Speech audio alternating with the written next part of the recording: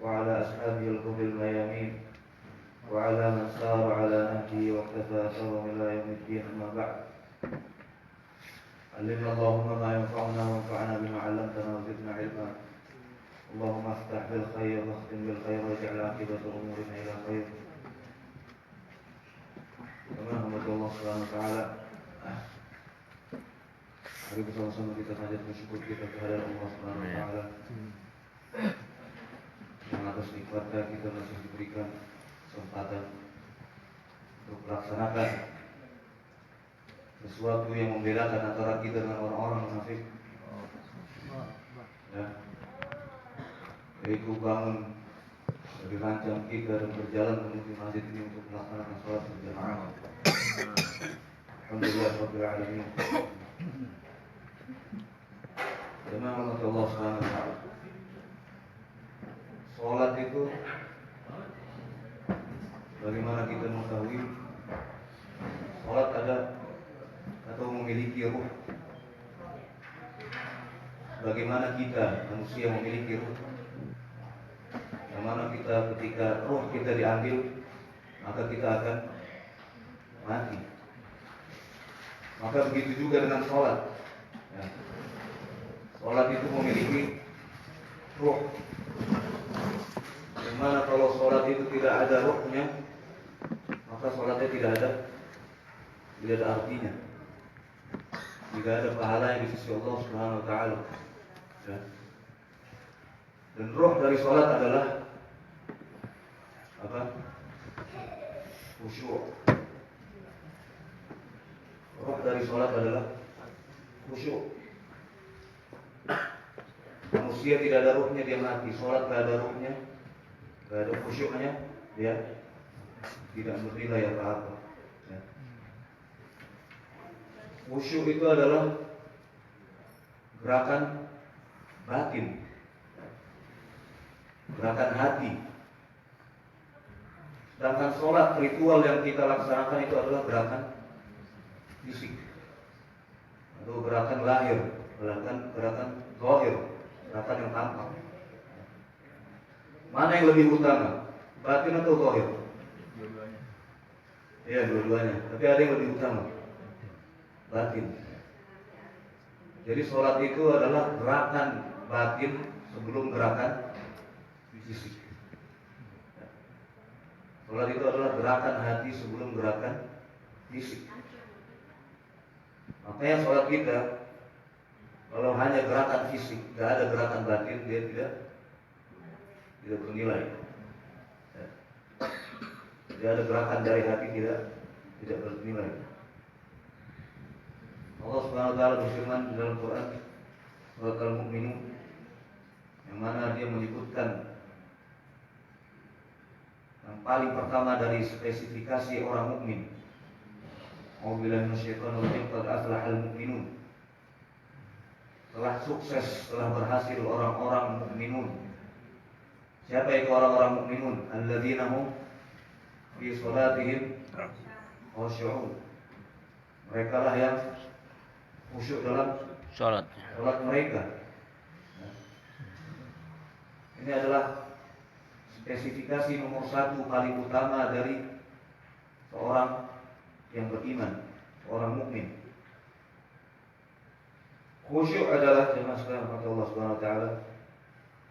Khusyuk adalah kita harus sadar dengan hati dan akal kita. Kita harus sadar dengan hati dan akal kita akan gerakan dan bacaan kita. Tidak cukup sadar dengan akal, tapi juga dengan hati.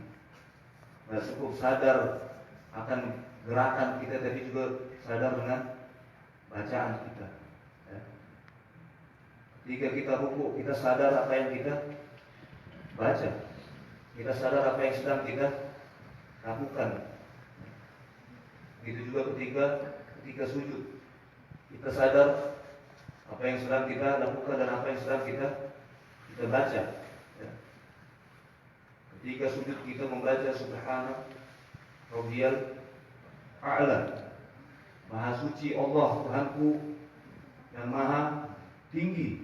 Padahal kita dalam keadaan yang paling sujud itu kita dalam keadaan paling rendah. Di saat keadaan kita yang paling rendah, kita memuji Allah yang sangat tinggi. Itu makna sujud yang tersembunyi, ya. Subhana rabbiyal a'la wa bihamdi. Ketika kita sedang duduk misalnya di antara dua sujud, kita tahu apa yang sedang kita lakukan dan kita tahu apa yang sedang kita baca. Ya. Bagian kita enggak. Ketika kita sujud, ada yang baca bacaan buku. Ketika kita sedang buku, ada yang baca bacaan sujud. Ya. Bahkan ada Syekh di Saudi kita, ketika dia sedang di bandara, kemudian masuk ke dalam musola dan sholat, mengikuti jamaah, imamnya sangat tergesa-gesa, cepat. Ya. Selesai sholat, saya itu bertanya, antum kenapa? Tadi Anda mengejar pesawat karena takut terbang. Dari sini itu antum yang sekarang lagi terbang karena tergesa-gesa dalam sholat.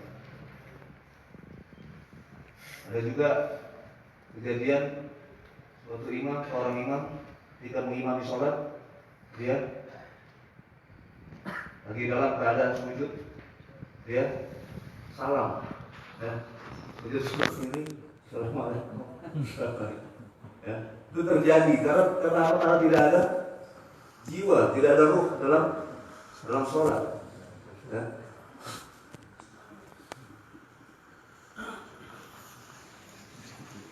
Kalau dari pertama kita masuk masjid, memang khusyuk ini tidaklah mudah. Ya.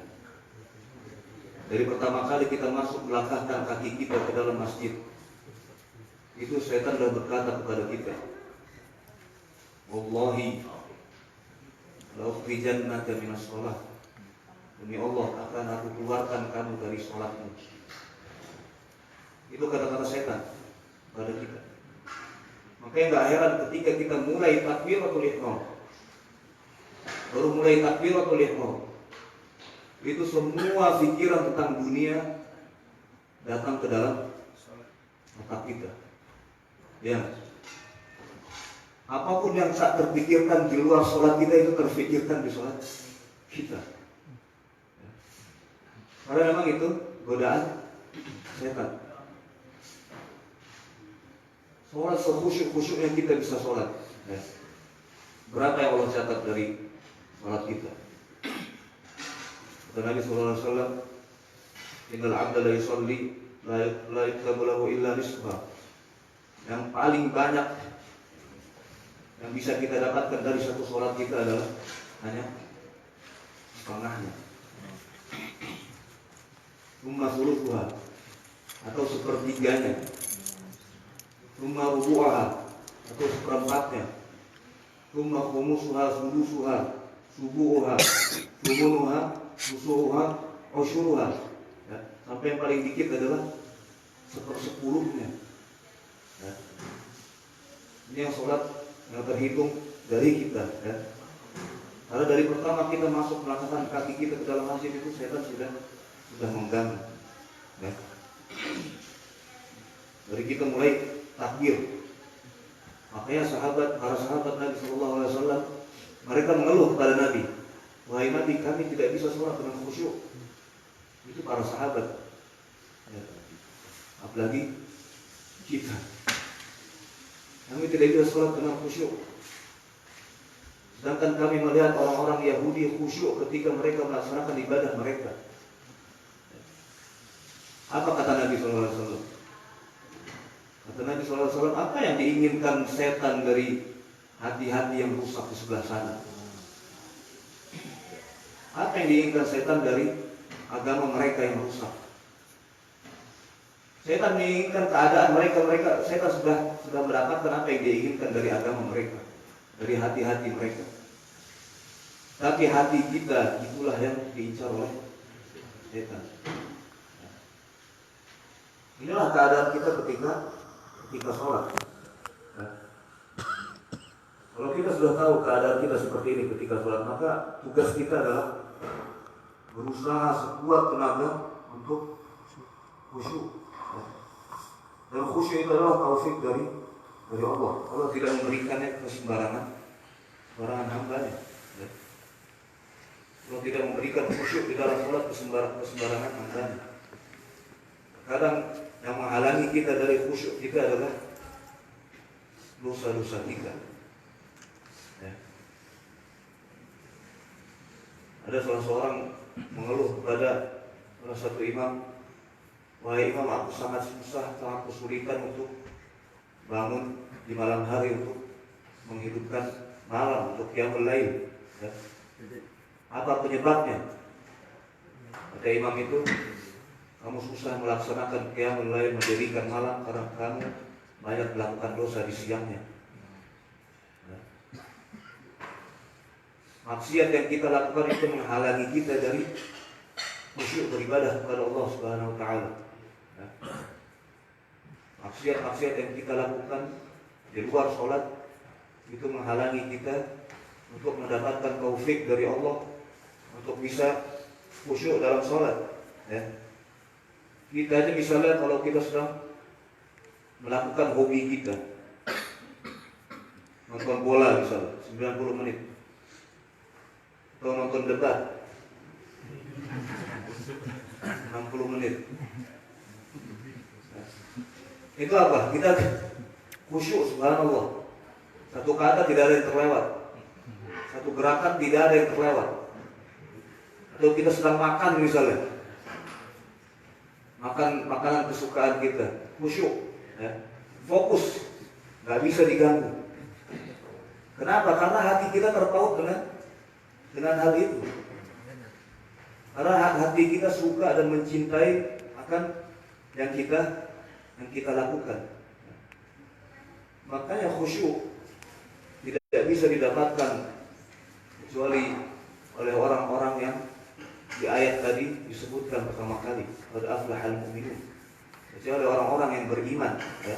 Iman yang hakiki, yang tidak setengah-setengah, ya. Yang selalu terpaut hatinya kepada Allah, kepada sholat. Ya. Kita bisa khusyuk nonton bola 90 menit, tapi sholat yang cuma 5 menit, ya, itu pikiran kita kemana-mana. Kita tidak bisa khusyuk kalau hati kita tidak terpaut selalu kepada sholat. Dan yang menghalangi hati kita terpaut kepada sholat adalah maksiat-maksiat yang kita lakukan. Ya. Maka jemaah sekalian mati Allah, khusyuk itu adalah ruh atau sholat itu sendiri. Ya. Khusyuk itu adalah sholat itu sendiri. Bagaimana Rasulullah SAW bilang, al-hajju arafah, bahwa haji adalah arafah, atau inti dari haji adalah wukuf di arafah. Maka inti dari sholat adalah khusyuk itu sendiri. Bagaimana cara khusyuk? Cara yang paling utama dalam khusyuk adalah memahami bahasa Arab. Ya. Makanya kita buka kelas setiap minggu. Ya. Cara utama paling khusyuk, cara utama untuk khusyuk, paling utama untuk khusyuk dalam salat adalah memahami bahasa Arab. Kalau kita tidak bisa memahami bahasa Arab, itu minimal kita memahami apa yang kita baca sehari-hari ketika kita sholat.